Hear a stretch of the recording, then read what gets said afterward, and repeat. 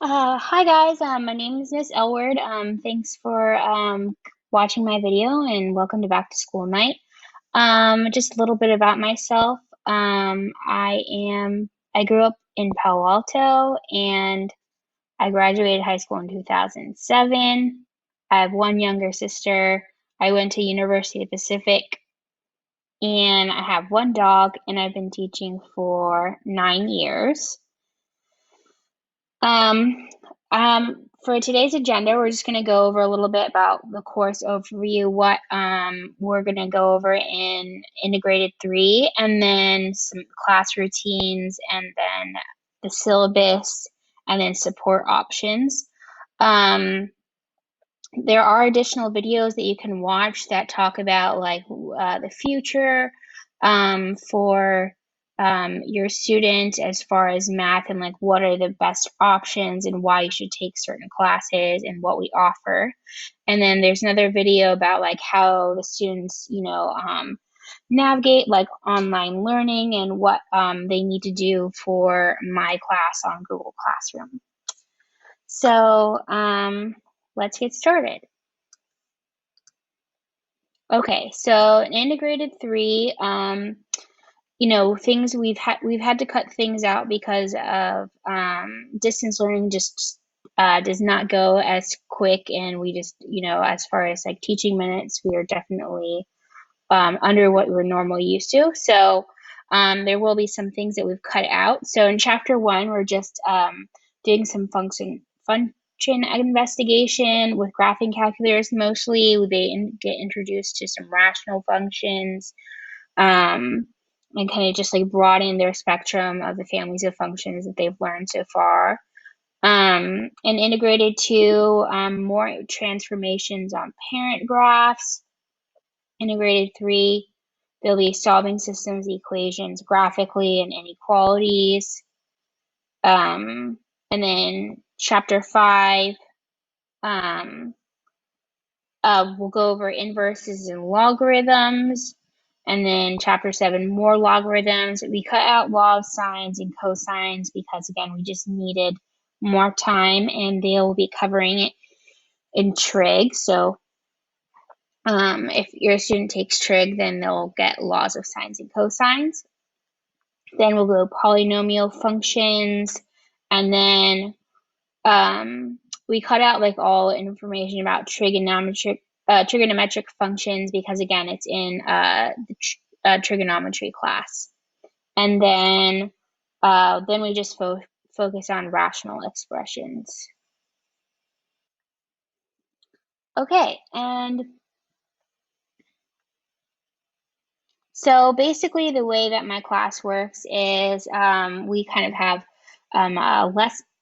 two different types of day. So we have lesson day, and then we might have like a practice day. I'll show you more on the calendar like when that is. On a lesson day, they'll have like an opener, which is on a Google form, which is basically, it looks kind of like, an online survey, but basically it has math questions that are either practicing for skills you'll need for the lesson of the day, or they'll be practicing skills from the lessons they learned previously, just to kind of check for understanding. So, for instance, if they get full credit on the opener, but like maybe they got some problems wrong, that should, indicate to the student that like these are things that I should, brush up on because I'm getting, I clearly didn't understand whatever this one thing that we learned yesterday. So that's the purpose of the openers. And, it's just also helpful to, have something productive that they're doing while, we're getting the class started. And then we go over homework questions or classwork questions. We also go over the opener. So this is kind of the time students ask me questions. Usually, you will ask me like, privately through the chat on Zoom, or sometimes I'll use Nearpod and they can submit questions there. And then we have notes. This is on Google Slides, and then I usually, go over, something, the lesson of that day. And then I'll always post like the notes on Google Classroom so that they can reference it later when they're doing homework or taking a test. When they're doing the notes during the Google Slides, I will it's not completely inactive. They don't necessarily need to be taking notes, but they do need to be paying attention, and I prompt them with questions. Like maybe I'll demonstrate a problem and then I ask them to do problems, and then they tell me the answer. So it's kind of like an interactive type of notes. And then after we've learned, I feel like I've given them enough information. I kind of send them off into breakout groups where they practice whatever information that they learned with their groups. It's usually on some kind of collaborative electronic thing, like so maybe Jamboard, which is kind of like which is Google's version of like a whiteboard that they all work on. There's also Google Slides where they all like maybe type on a slide. So and the breakout groups are normally a classwork assignment.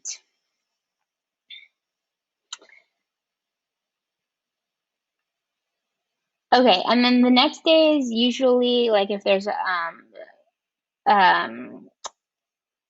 practice day, then they usually finish their classwork. Sometimes you only have enough time to just get like a little bit started, maybe only like the last 10 minutes of class they got to start on their classwork. So usually it's finishing classwork, and then they have some like independent work that accompanies that classwork for more practice.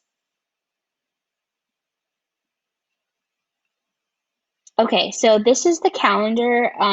You have a link for it on this page. It's like a live calendar, and it's not filled in for the whole year, but it will continue being filled and edited.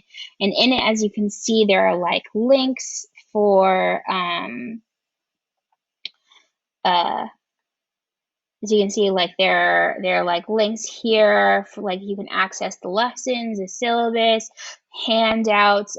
These links here are like for homework help and all that. So this is like a really useful resource. This tells you when like quizzes are coming up, when mini days are, and these gray days are the days that are review day that I was talking about, those day 2 lessons. So this is the syllabus. Basically, it just explains like what you'll be learning, and then just like expectations here. A lot of them are the same expectations that we have in a regular classroom.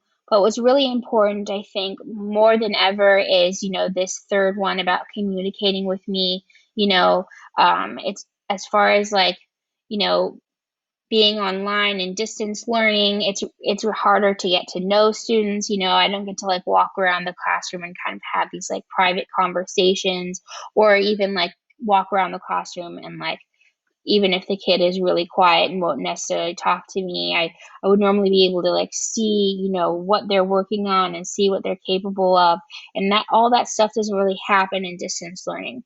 So, it's really important that, all communications with me. Like I don't like, if a student doesn't turn in homework, for me, I can only guess it's because they just didn't turn in their homework.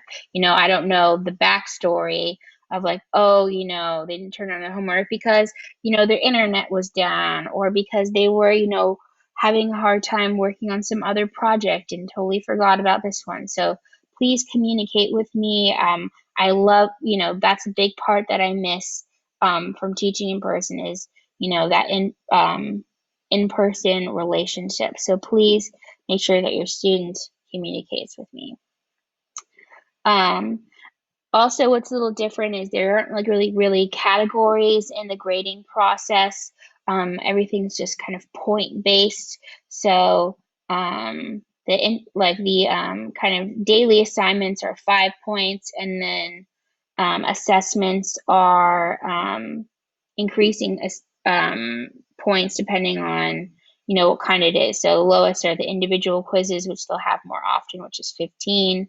And then team tests are 30, and those are usually at the end of a chapter. And then there are individual exams, which are 50. So as far as support, obviously I have an open first, but I'm usually working a lot during that time.